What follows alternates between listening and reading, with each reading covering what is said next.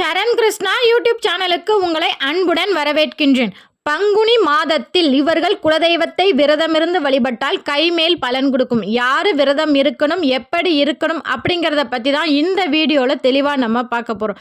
நம்ம சேனலில் உள்ள வீடியோவை ஃபஸ்ட் டைம் நீங்கள் பார்க்குறீங்க அப்படின்னா மறக்காமல் நம்ம சேனலை சப்ஸ்கிரைப் பண்ணி வச்சுக்கோங்க. நம்ம சேனலில் தொடர்ந்து குலதெய்வ பதிவுகள், ஆன்மீக தகவல்கள் வந்து கொண்டே இருக்கும். வாங்க வீடியோக்குள்ளே போகலாம்.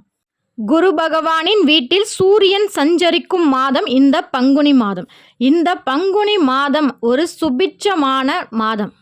பங்குனி மாதம் பல சிறப்புகள் வாய்ந்த மாதமாகவே இருக்கின்றது. இதில் குறிப்பிட்டு சொல்லணும் அப்படின்னு பார்த்தீங்கன்னா, காரைக்கால் அம்மையார் பங்குனி மாதத்தில் முக்தி பெற்றார். அது மட்டும் இல்லை, காரடையான் நோன்பு, கணவர் தீர்க்க ஆயுசோடு இருக்கணும் அப்படின்னா சுமங்கலி பெண்கள் இருக்க வேண்டிய காரடையான் நோன்பு இந்த பங்குனி மாதத்தில் தான் வருது. அட்சய திருதிக்கு நிகரான சனிக்கிழமை ரோகிணி நட்சத்திரம் தோன்றும் தங்க கணபதி தினம் இந்த பங்குனி மாதத்தில் தான் வருது. அது மட்டும் இல்லை, பங்குனி உத்திரம், தெலுங்கு வருட பிறப்பு, வசந்த பஞ்சமி அப்படின்னு அடுக்கிக்கிட்டே போகலாம். அவ்வளவு நல்ல நல்ல விஷயங்கள், அவ்வளவு சிறப்பு வாய்ந்த விஷயங்கள், தெய்வங்களின் திருமணங்கள், சிவன் பார்வதியின் திருமணம், முருகன் தெய்வானையின் திருமணம், ரங்கமன்னார் ஆண்டாள் திருமணம், இவர்களின் திருமணமும் பங்குனி மாதத்தில் தான் நடந்திருக்கு. இவ்வளவு சிறப்பு வாய்ந்த நாளில் யார் பங்குனி மாதம் விரதம் இருந்து வழிபாடு செய்யணும் அப்படின்னு பார்த்தீங்கன்னா, திருமண தடையில் இருப்பவர்கள், திருமணம் தள்ளி கொண்டே போகுது அப்படின்னு நினைக்கிறவங்க இந்த பங்குனி மாதத்தில் குலதெய்வத்தை நினைத்து விரதம் இருக்கலாம். இரண்டாவது, கடன் தொல்லை தீர வேண்டும் என நினைப்பவர்கள் இந்த பங்குனி மாதம் விரதம் இருக்கலாம். இந்த இரண்டு பேரும் கட்டாயம் பங்குனி மாதம் விரதம் இருந்தால் கை மேல பலன் கிடைக்கும்.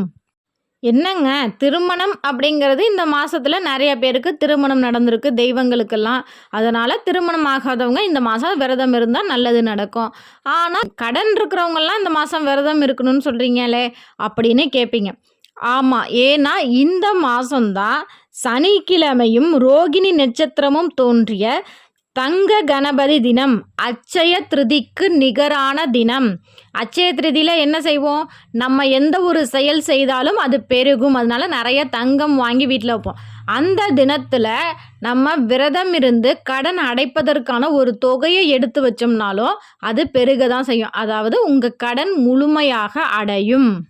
விரதம்னு சொல்கிறீங்களே, அந்த விரதத்தை எப்படி இருக்கணும்? சாப்பிடாம இருக்கணுமா? சாப்பிடாமலாம் எங்களால் இருக்க முடியாது.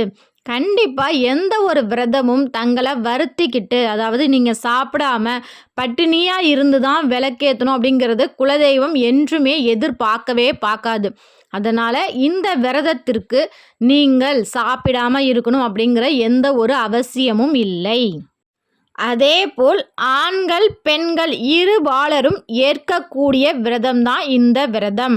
திருமண தடை யாருக்கு இருந்தாலும் சரி, அது ஆண்களாக இருந்தாலும் சரி, பெண்களாக இருந்தாலும் சரி, கடனும் அதே போல தான். பெண்களுக்கு கடன் அதிகமாக இருந்தாலும் சரி, ஆண்களுக்கு இருந்தாலும் சரி, இருபாலரும் இருக்கக்கூடிய எளிய விரத முறை தான் இந்த பங்குனி விரதம்.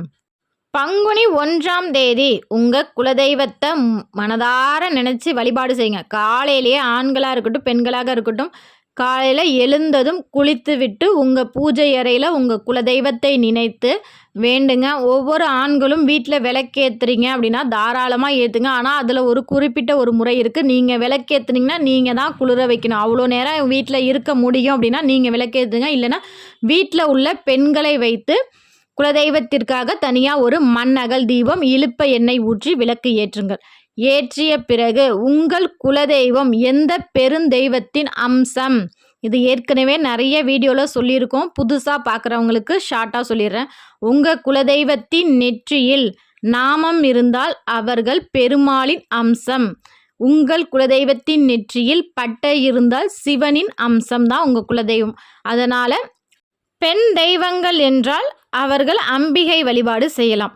உங்கள் குலதெய்வம் எந்த தெய்வத்தின் பெருந்தெய்வத்தின் அம்சம் அப்படிங்கிறத தெரிஞ்சு வச்சுக்கோங்க. தெரிஞ்சு வைத்ததுக்கு பிறகு பங்குனி 1ஆம் தேதி காலைல குளித்து முடிச்சு விட்டு வீட்டில் குலதெய்வத்திற்காக மண்ணகல் தீபம் ஏற்றுங்க.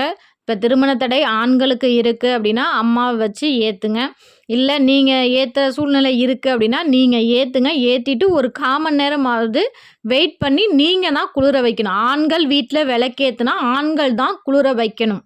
விளக்கு ஏற்றிய பிறகு அருகில் இருக்கிற கோவில்களுக்கு, உங்கள் குலதெய்வம் உதாரணத்துக்கு சொல்லணும்னா உங்கள் குலதெய்வம் சிவனின் அம்சம் அப்படின்னா பக்கத்தில் இருக்கிற சிவாலயங்களுக்கு சென்று 2 நெய் தீபம் ஏற்றி வாருங்கள். இதை பங்குனி மாதம் முழுவதும் செய்துங்க. தினமும் காலையில் இது ஒரு வேலையாகவே செய்யுங்க. பெண்களுக்கு மாதவிடாய் பிரச்சனை வரும். அந்த 3 நாட்கள் அல்லது 5 நாட்களை தவிர மற்ற நாட்களில் தொடர்ந்து செய்து பாருங்கள். இந்த பங்குனி மாதம் முடிவதற்குள் கட்டாயம் உங்களுக்கு நல்ல செய்தி வீடு தேடி வரும். இதே போல தான் கடன் அடைக்கணும் அப்படின்னு நினைக்கிறவங்களும் ஆண்கள் பெண்கள் யாராக இருந்தாலும் வீட்டில் விளக்கேற்றுங்க. விளக்கேற்றிய பிறகு அருகில் இருக்கிற கோவிலுக்கு சென்று 2 நெய் தீபம் ஏற்றுங்க. அப்போ அந்த தெய்வத்திடம் மனதார வேண்டிக்கோங்க. எங்கள் குலதெய்வமாக உங்களை பாவித்து வேண்டுறோம். எனக்கு திருமண தடையாக இருந்தாலும் சரி, இல்லை கடனாக இருந்தாலும் சரி, எனக்கு விரைவில் கடன் அடையணும், சீக்கிரம் எனக்கு திருமணம் கை கூடணும் அப்படின்னு முழு நம்பிக்கையோட முழு மனதோட அந்த தெய்வத்தை உங்கள் குலதெய்வமாக பாவித்து மனதார வேண்டுங்கள். கண்டிப்பாக பங்குனி மாதம் முடிவதற்குள் உங்கள் கடனும் அடைஞ்சிருக்கும். அதே போல் திருமணம் அப்படிங்கிறதும் கைகூடியிருக்கும். ஆனால் கடன் அடையணும்னு நினைக்கிறவங்க செவ்வாய்க்கிழமை வீட்டில் உங்கள் பூஜையில் குலதெய்வத்திற்கு நெய்வேத்தியமாக பச்சை பயிறு பாயசம் வைத்து படைங்க. செவ்வாய்க்கிழமை பச்சை பயிறு பாயசம் வைத்து உங்கள் குலதெய்வத்திற்கு படைத்து வாருங்கள். கட்டாயம் உங்களுக்கு கடன் அப்படிங்கிறது கண்கூட அடையும். இல்லை அடைகிறதற்கான வழிவகை பிறக்கும். இப்போ சரியான வேலை இருந்திருக்காது, அதனால உங்களால் கடன் அடைக்க முடியாமல் இருக்கும். அந்த வேலையில் சம்பள உயர்வு இல்லை இதை விட உங்களுக்கு பெட்டராக ஒரு வேலை, அப்போ நீங்கள் சீக்கிரம் கடன்கிறது அடைக்க முடியும். இது போல் நல்ல நல்ல விஷயங்கள் கட்டாயம் உங்களுக்கு நடக்கும். முழு நம்பிக்கையோடு செய்து பாருங்கள். கை மேலே பலன் கொடுக்கக்கூடிய இந்த எளிய வழிபாடு எல்லாரும் செய்து பயன்பெறுங்கள். கண்டிப்பாக இந்த வீடியோ உங்களுக்கு பயனுள்ளதாக இருக்கும் என்ற நம்பிக்கையில் மற்றொரு வீடியோவில் சந்திக்கிறேன். இந்த வீடியோ பற்றின உங்களது கருத்துக்களை மறக்காமல் எங்களோட கமெண்ட் செக்ஷனில் ஷேர் பண்ணிக்கோங்க. இந்த வீடியோ உங்களுக்கு பிடிச்சிருந்தா லைக் பண்ணுங்கள், ஷேர் பண்ணுங்கள், மறக்காமல் சப்ஸ்கிரைப் பண்ணுங்கள். சரண் கிருஷ்ணா யூடியூப் சேனல். நன்றி, வணக்கம்.